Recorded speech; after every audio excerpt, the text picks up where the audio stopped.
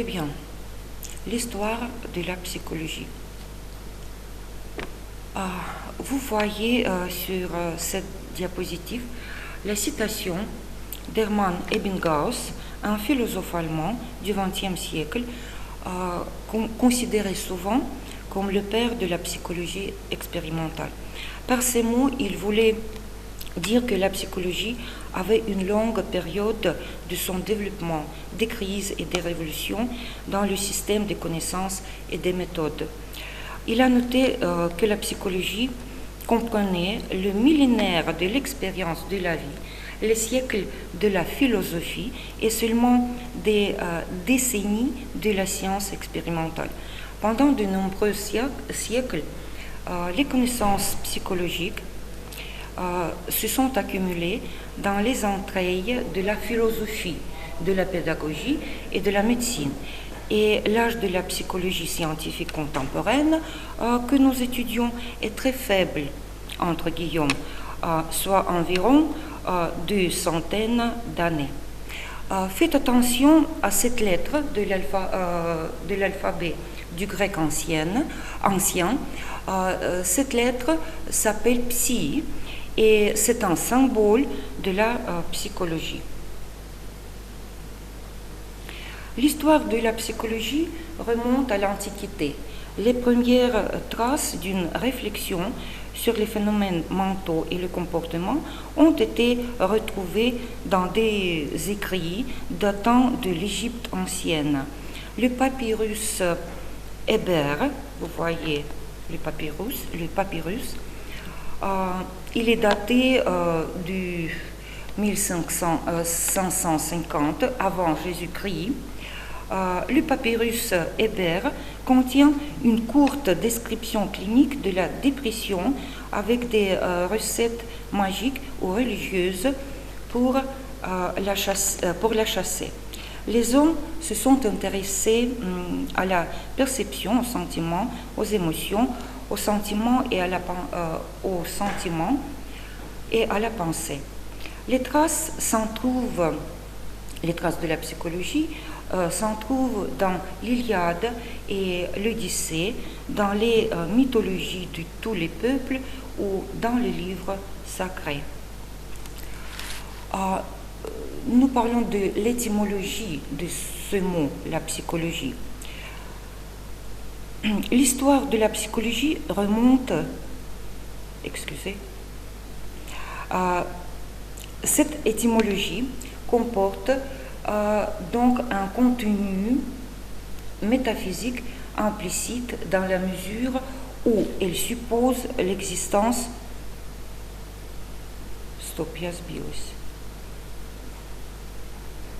Ну да, все правильно. Этимология. Вырежете?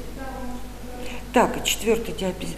Cette étymologie comporte donc un contenu métaphysique implicite dans la mesure où elle suppose l'existence d'une substance qui différait du corps, d'une réalité immatérielle qui déterminerait le comportement humain.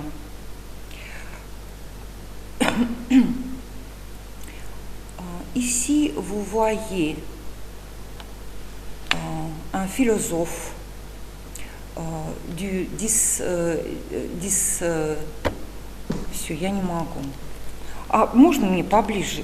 Или я вот тут могу, да? У меня же нету, ты хотел компьютер-то взять. Так, сейчас. L'homopsychologie est apparue par кто?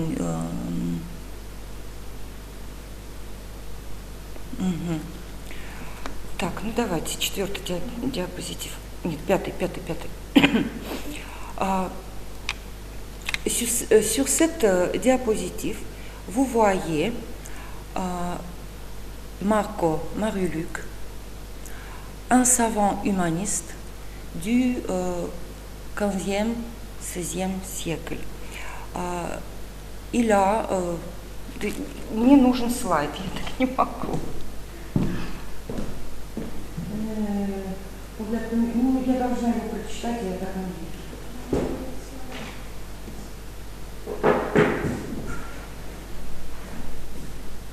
Какой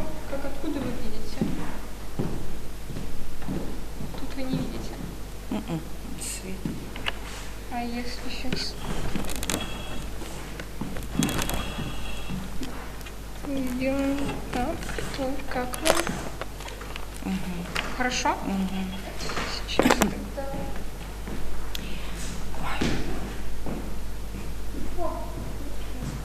Вот так лучше, да. Так, итак, 5-й слайд, да, правильно? 5-й слайд. Sur cette diapositive, vous voyez un savant humaniste croate du XVe siècle, Marko Marulić. Il a donné ce mot, ce terme, la psychologie, pour la première fois dans son livre Psychologia de ratione anime, en latin.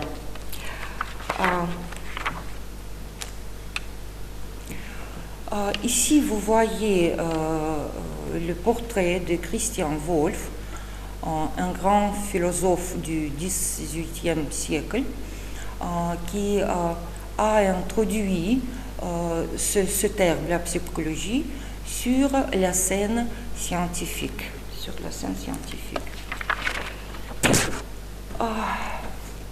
Alors, nous avons déjà dit que la psychologie avait parcouru un long chemin. Dans ce cas, il y a eu un changement dans la compréhension du sujet et des tâches de la psychologie. Voici les étapes principales de son développement, c'est-à-dire les étapes du développement de la psychologie. La première étape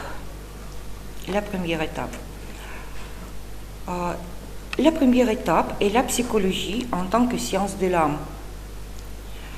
Cette définition de la psychologie a été donnée il y a plus de 2000 ans. Par la présence de l'âme, on a tenté d'expliquer tous les phénomènes incompréhensibles de la vie humaine. La psychologie a évolué à l'intérieur de la science philosophique, en faisant partie. Les premières représentations de la psychologie, liées avec les écrits des philosophes grecs, sont basées sur la pratique, sur la connaissance de l'homme et aussi sur des vues du monde religieux et mythique en général, et sur l'âme en particulier. L'étude, l'explication de l'âme, c'est la première étape de la formation de l'objet de la psychologie.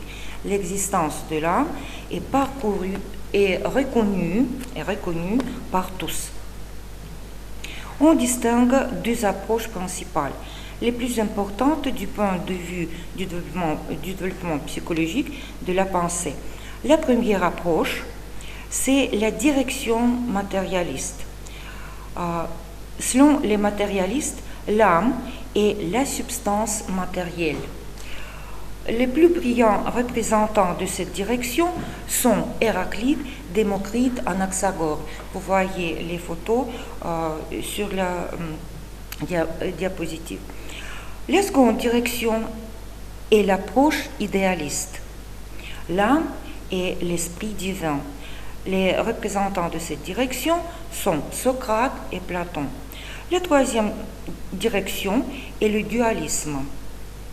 Le représentant de cette direction est Aristote. Aristote, dans son traité sur l'âme, a jeté les bases de la psychologie en tant que champ de connaissances indépendant.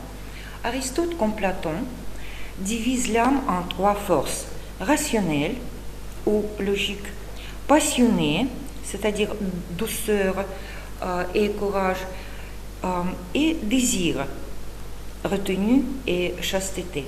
En général, l'âme, selon Aristote, a les vertus suivantes: justice, noblesse et générosité.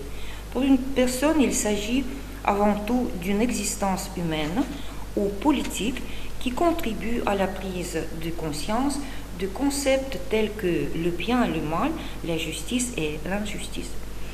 Il y a deux principes chez l'homme, biologique et social. L'homme ne peut pas être laissé seul avec lui-même.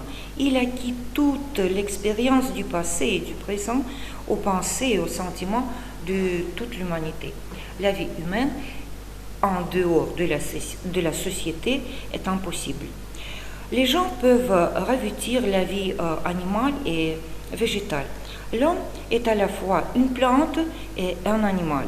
Selon Aristote, l'âme végétale est la première capacité et la plus courante de l'âme, dont l'activité est l'écoute et la nutrition et les implications minimales dans le divin. Les animaux diffèrent des plantes. Les animaux perçoivent les formes ouvertes, forment les objets, des objets et des phénomènes séparés dans les sensations, telle est l'âme animale. Et enfin, l'âme humaine est l'âme la plus complexe, hiérarchique et intelligente. L'âme est inséparable du corps, selon Aristote. Tout l'état de l'âme est lié au corps. Indignation, douceur, peur, compassion, courage. Ainsi, de grands thèmes abordés à l'Antiquité, c'est-à-dire pendant la première étape de l'histoire de la psychologie, sont, premièrement, relation entre corps et l'âme, deuxièmement, opposition entre inné et acquis. La deuxième étape est la psychologie comme la science de la conscience. Le XVIIe siècle est le début d'une nouvelle ère dans le développement des connaissances psychologiques en lien avec le développement des sciences naturelles. Au XVIIIe siècle, la psychologie étudie l'esprit. La capacité de penser, de ressentir, de désir était appelée la conscience.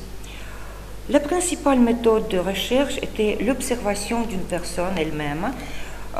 Cette méthode s'appelle introspection et une description des faits. Pendant cette période, les philosophes se sont centrés non seulement non plus sur le corps et l'âme, mais sur l'esprit et ses activités. Il y avait alors deux écoles opposées, l'empirisme et le rationalisme. L'empirisme est le système de pensée d'après lequel l'acquisition des connaissances passe par l'évidence empirique obtenue à travers de l'expérience et de l'observation. Selon John Locke, représentant de l'empirisme, dès sa naissance, l'individu est une feuille vierge sur laquelle l'environnement et les interactions avec l'environnement vont inscrire des éléments sur cette feuille, tabula rasa au latin, et façonner les facultés mentales de l'individu. Selon les empiristes, ce qui est déterminé dans l'esprit humain, ce sont la perception et l'apprentissage.